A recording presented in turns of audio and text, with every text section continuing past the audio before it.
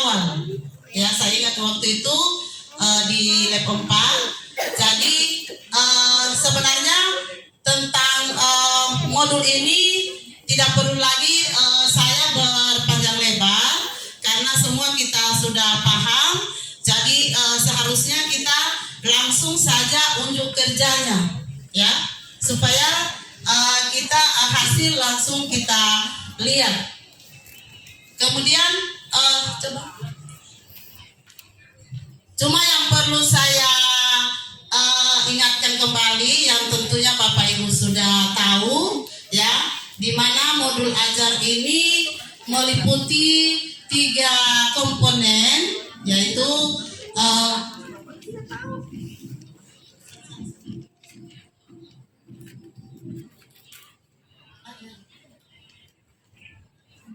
ya, 3 komponen, yaitu informasi umum, kemudian komponen inti, dan lampiran, komponen lampiran. Nah, kita melihat komponen umum. Jadi komponen umum ini terbagi atas identitas penulis modul, kompetensi awal, profil belajar Pancasila, sarana dan prasarana, dan target peserta didik. Saya kira Bapak Ibu sudah paham semua di sini. Cuma yang perlu saya juga agak bingung kalau yang kita ikuti lalu pada workshop, ya, komite pembelajaran lalu, bahwa profil Pancasila ini sendiri, begitu ya Pak Asri. Sekarang dikatakan profil Pancasila itu hanya nebeng, ya. Tetapi saya juga belum terlalu paham, barangkali ada Pak Asri yang lebih menjelaskan itu, karena pada workshop lalu secara online, ya, kami tidak langsung latihan membuat modul di mana profil Pancasila itu nebeng pada mata pelajaran tertentu, ya. Kemudian yang berikut, komponen yang berikut adalah di sini komponen inti, ya. Jadi kita sudah buat ini Bapak Ibu, ya, ada tujuan pembelajaran, pemahaman bermakna, pertanyaan pemantik, kegiatan pembelajaran, asesmen, pengayaan dan remedial, kemudian ada refleksi peserta didik dan guru. Nanti sebentar ini saya tampilkan ada contoh modul, ya. Kemudian komponen yang ketiga adalah lampiran, ya. Komponen lampiran yaitu ada lembar kerja peserta didik, bahan bacaan guru, glosarium, dan daftar pustaka. Jadi supaya kita tidak menghayal seperti apa bentuknya, ya, sekarang kita tampilkan contoh modul ajar, ya. Terus terang Bapak Ibu, modul ini saya susun sendiri pada saat workshop lalu dengan mereka Ibu Ayu, ya, komite pembelajar. Saya langsung selesaikan, ya, sehingga saya, ya, tidak tahu, saya sebagai pemateri modul, jadi ini yang saya ambil, jadi saya tidak kerja lagi, saya ambil yang saya sudah kerja pada workshop lalu, ya. Jadi ini contoh, ya, contoh modul ya, khususnya mata pelajaran dasar-dasar pemasaran, ya, dasar-dasar pemasaran. Nah, jadi yang pertama adalah komponen informasi umum, ya. Jadi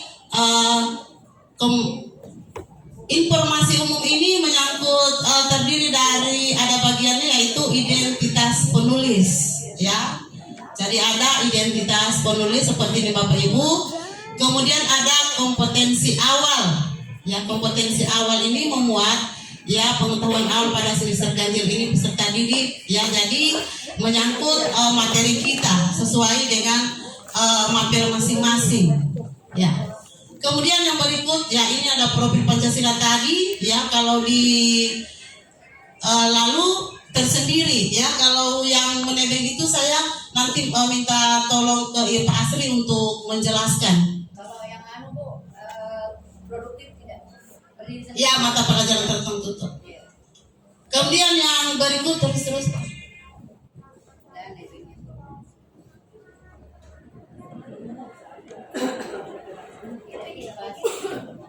Ya, kalau sarana juga, ya, sarana disesuaikan dengan sarana yang mendukung kegiatan belajar kita. Tentunya disesuaikan dengan mata pelajaran kita masing-masing. Ya, seperti apa sarana yang bisa memperlancar kegiatan belajar mengajar kita. Kemudian komponen yang kedua yaitu komponen inti ya. Jadi ada tujuan pembelajaran ya.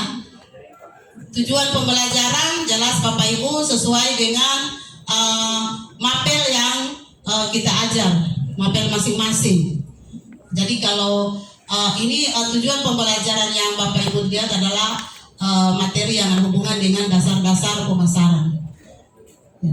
Yang berikut adalah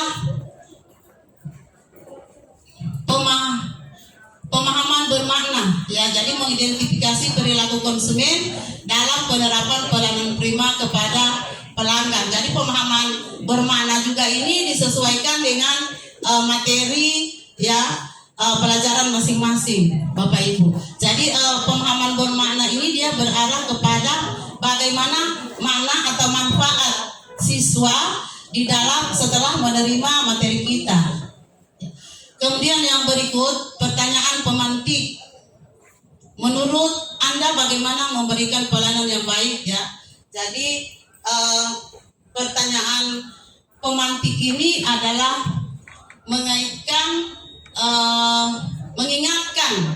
mengingatkan kepada siswa tentang materi yang kita ajar. Ya. Disesuaikan dengan pelajaran masing-masing. Kemudian yang berikut adalah kegiatan pembelajaran. Jadi kegiatan pembelajaran itu ada langkah-langkahnya, ya. Jadi ada langkah-langkahnya. Kemudian dia terdiri dari 3 kegiatan pembelajaran, yaitu kegiatan awal, kegiatan inti, dan kegiatan penutup. Ya, jadi Bapak Ibu sudah tahu itu ya. Jadi kegiatan inti ya, kegiatan awal ya, seperti guru melakukan pembukaan dan sebagainya ya, kita semua sudah tahu itu. Kemudian kegiatan inti ya peserta didik mendapatkan semuanya kita sudah lakukan Bapak Ibu ya. Kemudian kegiatan penutup ya. Jadi semuanya ini sudah kita lakukan sebenarnya. Olehnya itu saya menyampaikan tadi ya, saya tidak perlu berpanjang lebar, apalagi tadi mati lampu lama, jadi kita langsung ke ujung kerjanya sebenarnya. Coba berikut. Ya. Kemudian komponen yang berikut adalah asesmen ya. Jadi asesmen ini ada rancangan asesmen diagnosis ya, itu memuat CP ya dan TP ya. Jadi CP dan TP itu tercermin pada rancangan asesmen diagnosis sesuai dengan mata pelajaran masing-masing. Kemudian asesmen ya, ada asesmen non kognitif dan ada asesmen kognitif ya. Kalau non kognitif jelas asesmen yang kita lakukan yang di luar dari materi yang kita berikan kepada siswa ya. Jadi misalnya kita menanyakan kegiatan apa yang biasa siswa lakukan di rumah misalnya ya, ini contoh. Apa kegiatan Anda dari mulai bangun tidur hingga tiba di sekolah? Ya, itu salah satu contoh asesmen non kognitif. Jadi kemudian dalam mengerjakan tugas biasanya Anda dibantu atau mengerjakan dengan siapa? Ya, sendiri atau kelompok ya, atau bersama-sama dengan teman. Begitu seterusnya. Kemudian asesmen kognitif tentunya Bapak Ibu ya, tentu pertanyaan-pertanyaan kita berkaitan dengan materi ya, materi kita masing-masing. Di sini tidak perlu lagi saya jelaskan. Kemudian asesmen formatif ya, asesmen formatif ini Bapak Ibu kita lakukan dari awal KBM sampai selesai, ya. Jadi dia penilaiannya kita lakukan dari awal.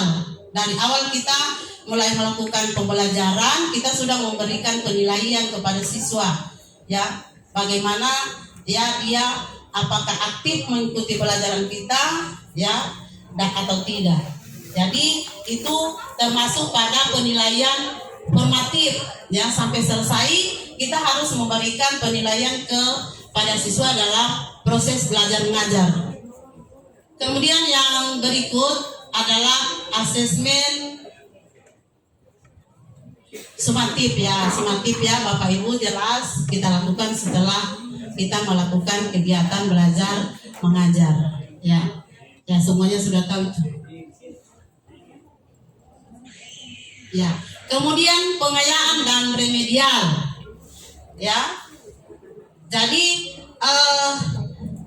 modul ini sebenarnya juga dia lebih luas daripada RPP, ya, karena dulu saya juga modul, ya. Saya pikir modul itu adalah modul pembelajaran, ternyata gantinya RPP, ya. Saya waktu itu macam keberatan karena disampaikan oleh Ibu Erna bahwa kita tidak diusahakan guru itu tidak bisa dibebankan oleh administrasi. Dulu, ya, saya ingat itu disampaikan oleh Ibu Erna. Jadi RPP diganti modul. Setelah dibuka ternyata modul lebih lama menggunakan waktu untuk membuatnya daripada RPP, Bapak Ibu. Ya, disampaikan jangan dibebani oleh administrasi. Ternyata modul aja lebih banyak yang kita buat, kita muat di dalam modul ajar itu dibanding dengan RPP. Ya. Jadi saya itu hari macam keberatan juga disampaikan seperti itu. Cuma karena kita, ya, orang di bawah, jadi apa yang dianjurkan oleh pemerintah harus kita laksanakan. Di sini juga saya pada waktu itu bingung membedakan pengayaan dan remedial. Saya pikir pengayaan dengan remedial itu sama, ya. Pengayaan dan remedial sama itu, ya. Ternyata kalau pengayaan itu, ya, kita berikan kepada siswa, dia sudah mencapai KKM tapi masih perlu dikembangkan, ditingkatkan lagi kemampuannya di materi kita. Misalnya KKM misalnya 65, ya. Jadi kalau masih perlu kita memberikan pengayaan kepada siswa yang kita lakukan, ya.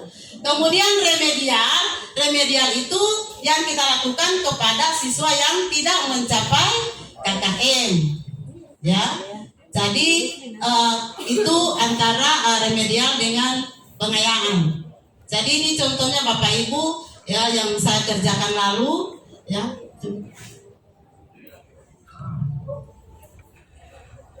Ya, ini LKLK-nya, ya, untuk kita melakukan pengayaan dan remedial.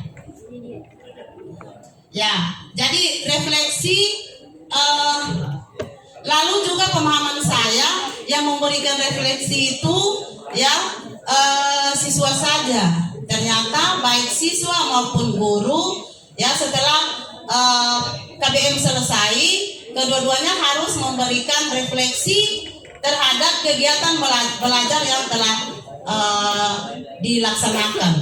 Jadi baik guru maupun siswa harus memberikan refleksinya, ya, bagaimana pendapatnya tentang kegiatan belajar mengajar yang baru berlangsung. Jadi ini sengaja ini titik-titik untuk peserta didik karena itu tergantung pada refleksi peserta didik masing-masing. Ya. Ya. Kemudian lampiran ada lembah kerja peserta didik ini belum saya lampirkan di sini. Ya. Jadi ini contoh LK-nya, ya, nama perusahaan atau swalayan, ya, yang berhubungan dengan dasar-dasar pemasaran. Jelas Bapak Ibu, LK-nya, ya, sesuaikan dengan mata pelajaran masing-masing. Ya, lanjut. Ya, bahan bacaan. Jadi bahan bacaan. Ya, jadi ada bahan bacaan ya sesuai dengan mata pelajaran masing-masing. Kemudian ada glosarium. Nah, ini semua yang bikin banyak yang perlu kita muat dalam modul. Kalau di RPP kan tidak ada glosarium. Ya. Jadi glosarium itu kita mengambil istilah-istilah yang terpenting di dalam materi ya. Kemudian kita muat di dalam glosarium itu. Jadi istilah apa yang dianggap penting dalam materi ya pada saat kegiatan belajar mengajar, nah itu yang kita angkat atau kita muat di glosarium. Jadi seperti kalau dasar-dasar pemasaran marketing ya dan sebagainya. Terus ya daftar pustaka ya. Jadi kalau RPP tidak ada daftar pustaka. Kalau di modul harus ada daftar pustaka. Buku apa saja yang kita gunakan sebagai pendukung materi yang kita gunakan untuk mengajar. Jadi itu Bapak Ibu barangkali contoh modul ya. Dan sekarang untuk supaya materi kita hari ini ada hasil ya, jadi sekarang kita harus membuat modul sesuai dengan pelajaran masing-masing ya. Jadi saya kira ini tidak susah lagi karena sudah lalu kita sudah ada contohnya. Karena buktinya ini yang saya tampilkan sekarang ini modul yang saya kerjakan lalu pada saat komite pembelajaran pertama ya. Jadi saya kira tidak ada yang sulit kita kerjakan kalau berkaitan dengan modul ini barangkali Bapak Ibu. Tetapi sebelum mengerjakan modul atau membuat modul sesuai dengan materi masing-masing, saya minta dulu penjelasan dari Pak Asri tentang profil Pancasila itu, supaya Bapak Ibu di saat menyusun modul tidak bingung lagi seperti apa kita memuat profil Pancasila pada pelajaran masing-masing. Kami silakan Pak Asri. Saya tentunya tidak berani saya mau tambahkan ini karena pemateri dari Gorontalo sudah jelaskan ini. Kami pemateri lokal dari Toli-Toli. Baik, tidak apa-apa Ibu. Saya sebenarnya tidak menambahkan saja ya. Ada yang perlu kami sampaikan untuk hari ini. Sebenarnya ada 2 kegiatan Bu ya. Kegiatan pertama modul ajar, kemudian ada penguatan profil Pancasila Pak Ramin yang bawa materi untuk setelah ini. Saya sudah kontak Pak Ramin, tidak bisa bawa materi hari ini karena ada Zoom. Seharusnya Pak Ramin nanti akan jelaskan bagaimana sebetulnya profil Pancasila di perubahan ini. Tapi tidak apa-apa, saya sampaikan umumnya. Nanti penguatannya nanti di materi tentang penguatan profil Pancasila. Kemudian kalau saya juga keliru nanti memberikan informasi, tetap ada juga penguatan. Baik, memang ini jadi persoalan kemarin karena ada perubahan struktur. Kalau di struktur kemarin, profil pelajar Pancasila atau P5BK itu masih berdiri sendiri di struktur.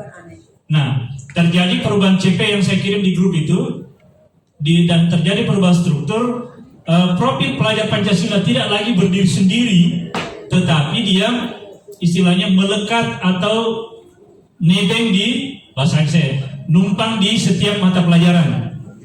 Nah, untuk mata pelajaran ini tidak semua, hanya mata pelajaran umum, kemudian mata pelajaran selain kejuruannya bahasa Inggris, kemudian matematika itu ada profil pelajar Pancasilanya. Tapi ini perlu dibedakan, profil dengan dimensi itu berbeda. Kalau proyek profilnya itu berbeda dengan dimensinya. Jadi Bapak Ibu jangan berpikir, oh karena saya kan produktif, tidak perlu lagi saya singgung-singgung profil Pancasila. Tidak. Profil itu tetap ada, yang ada itu adalah dimensinya. Kan saya jelaskan kemarin, TP, ada di CP, TP, ATP itu kan ada dimensi. Ada dimensinya, itulah kemudian dimensi apa yang cocok di kompetensi itu yang saya ambil. Tadi saya lihat pekerjaannya Pak Haya, di situ ada menalar, siswa mampu ini. Oh, berarti ada hubungannya apa? Kreativitas, dimensi itu yang dimasukkan di ATP kita dan masuk ke CP.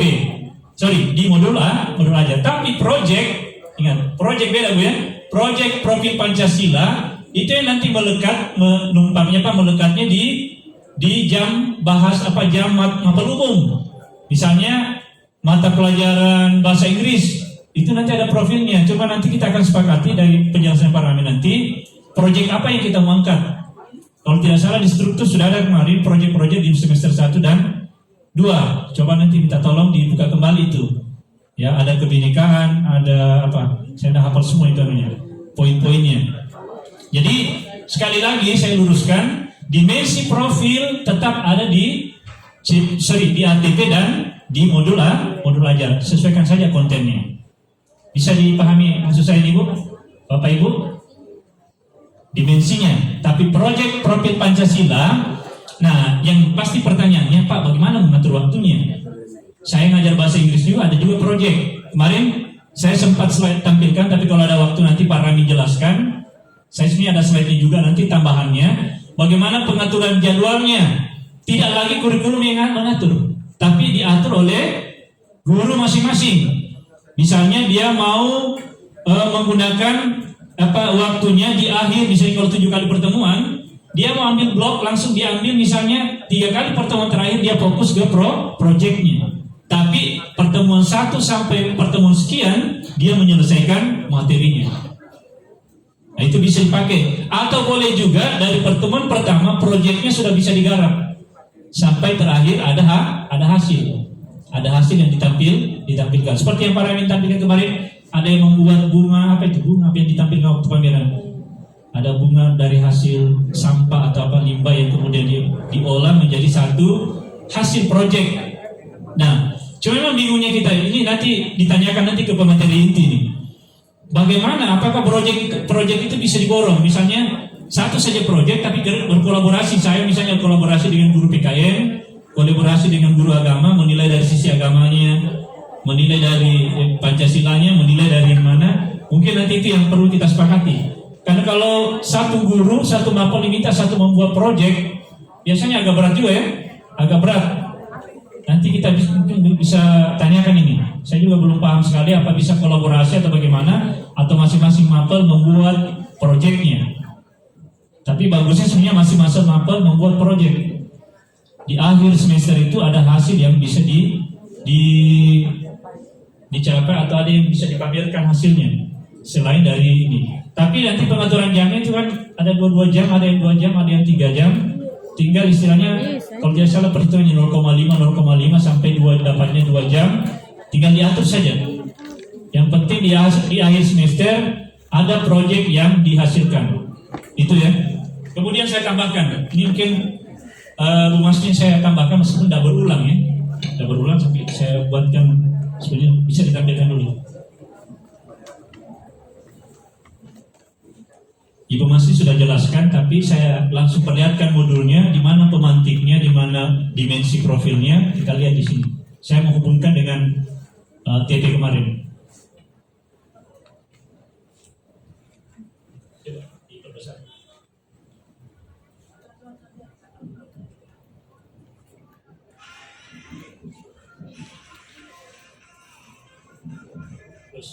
Jadi kalau sudah dijelaskan Ibu Masri, tidak usah tinggal. Oke, ini definisi modul ajar. Sudah, lanjut. Oke, sedikit ini. Kalau kriterianya mungkin ini juga berlaku secara umum. Pada saat K13 juga ini yang pakai. Apa itu esensial, menarik, relevan, dan berkesinambungan. Lanjut. Ini kan pembelajaran orang dewasa. Artinya hal-hal yang tidak perlu dijelaskan mungkin sudah paham. Kemudian langkah-langkah prosedurnya. Ini juga perlu sedikit saya. Langkah-langkahnya, analisis kondisi dan kebutuhan peserta didik. Guru perlu mengetahui kondisi dan kebutuhan peserta didik berdasarkan latar belakang serta sarana dan prasarana. Karena jangan sampai kita buat nanti di modul ajar, kita sudah cantumkan sarananya yang ini, padahal di sekolah tidak ada.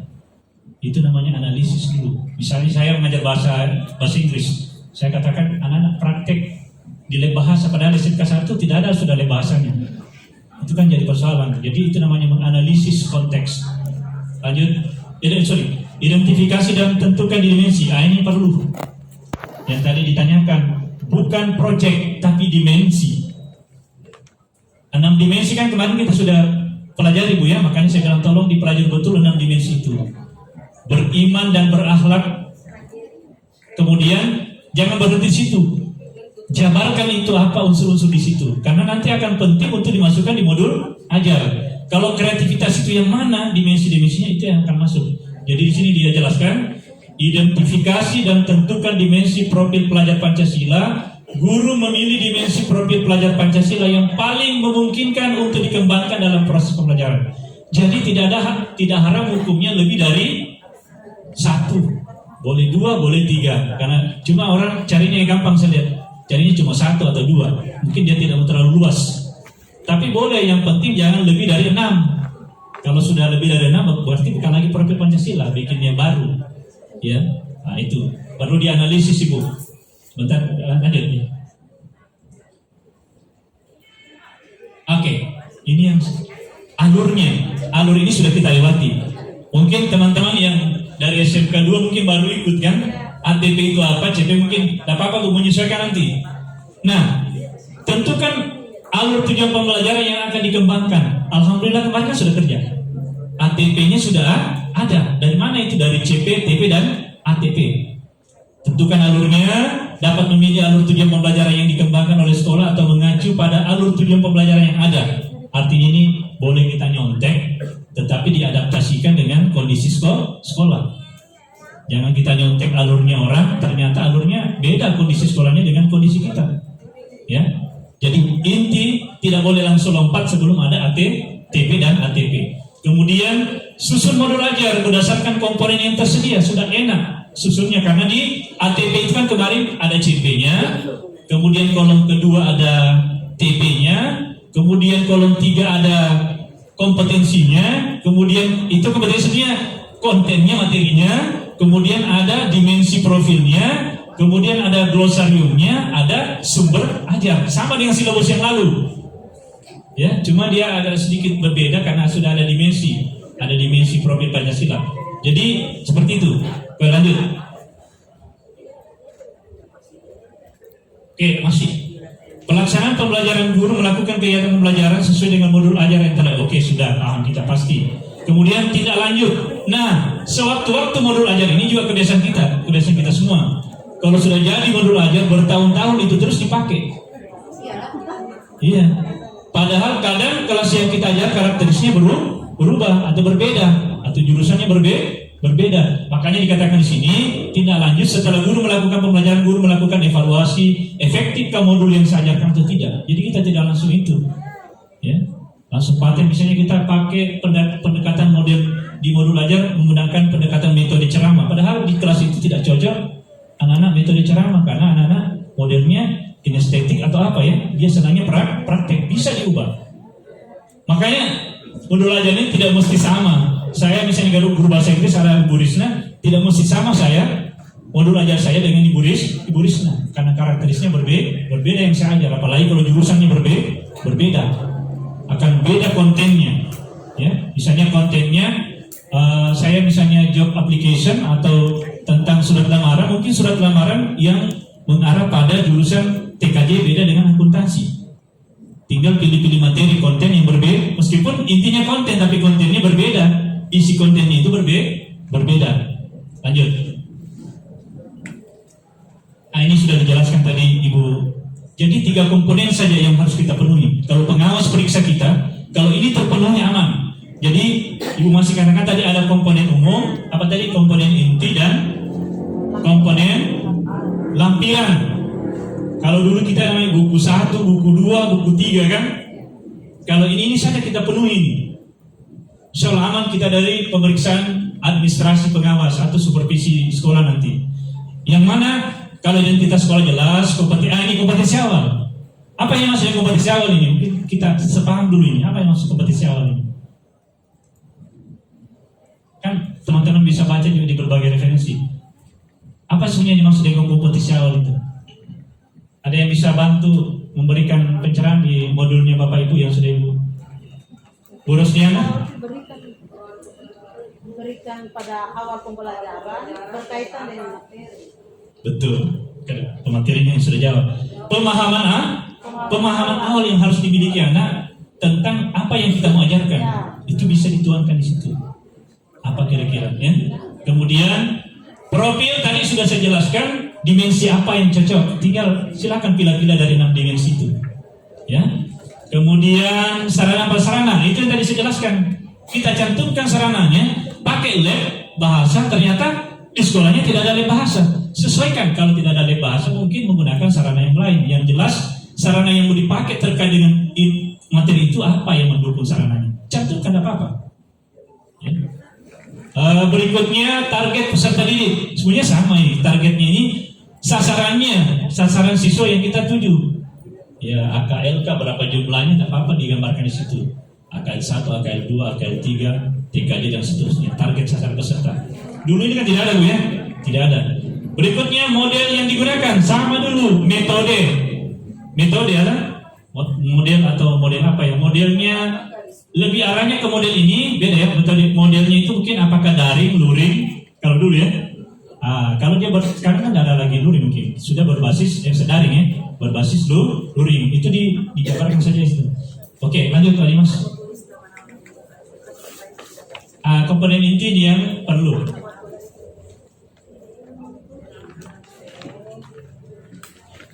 Stop. Ini komponen intinya. Kalau kita sudah penuhi semua ini berarti sudah memenuhi syarat.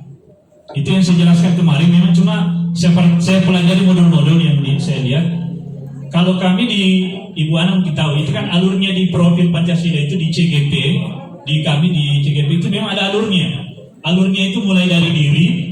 Itu yang harus diikuti sebetulnya. Cuma belum ada modul yang buat seperti itu. Ya, mulai dari diri, kemudian eksplorasi konsep, ruang ruang kolaborasi, demonstrasi kontekstual, elaborasi pemahaman, kemudian koneksi antar materi, kemudian aksi nyata. Ini seperti yang ideal yang diajarkan di kurikulum Merdeka di kegiatan itu. Harus mulai dari diri dulu, harus ada eksplorasi, ada ruang. Ini yang selalu kita praktekkan. Satu pembahasan alur ini harus dilewati. Tapi saya perhatikan modul-modul yang beredar belum saya temukan. Baru 1-2 yang kami temukan itu di alur-alur kegiatan pelatihan-pelatihan yang sifatnya berbasis profil Pancasila. Kalau dulu kan di kurikulum 2013 itu mulai di sini mulai dari menanya, mengumpulkan data, menalar, sampai antara itu mengkomunikasikan. Kalau di K13 seharusnya memang kita arahnya ke sini nanti. Tapi saya akan menjadi bahan pertanyaan saya juga nanti ini kan belum berkembang. Seharusnya alur profil Pancasila ini yang kita pakai untuk proses pembelajaran. Ya, itu hanya sekedar informasi. Kemudian tujuan pembelajaran sudah jelas, TP-nya. Kemudian pemahaman bermakna. Ini saya mau bertanya lagi, Bu. Pemahaman bermakna itu yang mana ya, Bu? Kan Bapak Ibu sudah nyusun modulnya. Pemahaman bermakna yang mana yang dimaksud itu? Apa yang harus dimasukkan di situ?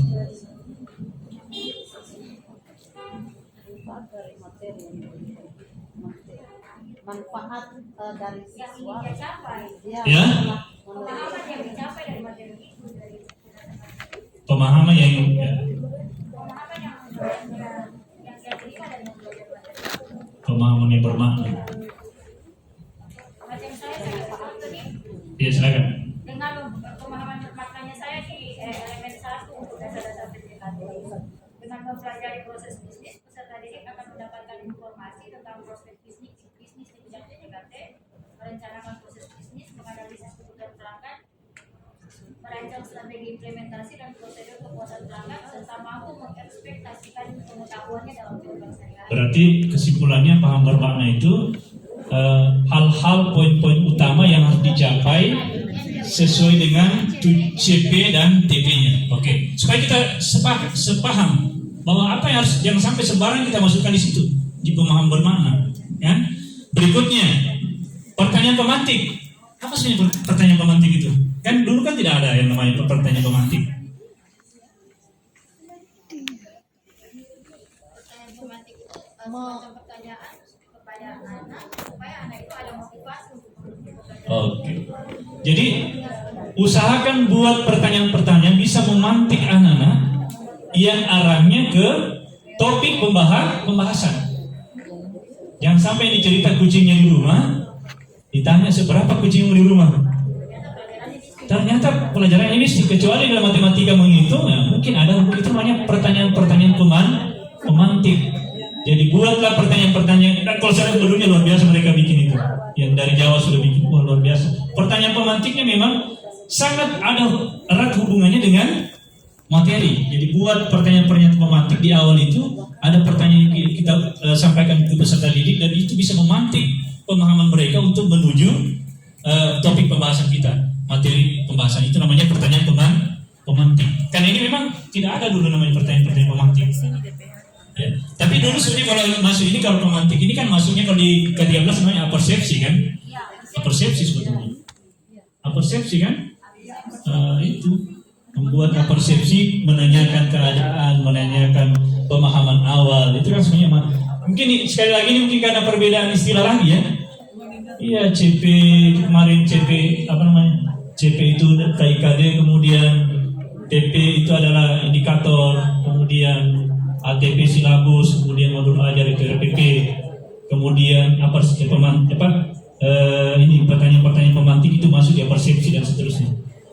Berikutnya kegiatan pembelajaran. Oke. Nah di kegiatan pembelajaran ini tadi yang memang agak berbeda kita ini. Masih banyak saya lihat di modul itu masih memindahkan kegiatan intinya masih yang model dulu di K13. Tapi saya juga belum yakin ini. Seharusnya di kegiatan inti yang alur profil Pancasila itu yang harus kita ikuti. Mulai dari diri, eksplorasi, elaborasi sampai pada aksi nyata. Tapi ini masih wacana, tapi kita ikuti yang normal saya dulu. Asesmen Ibu masih sudah jelaskan, ada jenisnya, ada bentuknya. Ya, kalau jenisnya itu formatif, sumatif, diagnostik, formatif dan sumatif. Kemudian jenisnya ada kognitif dan non kognitif.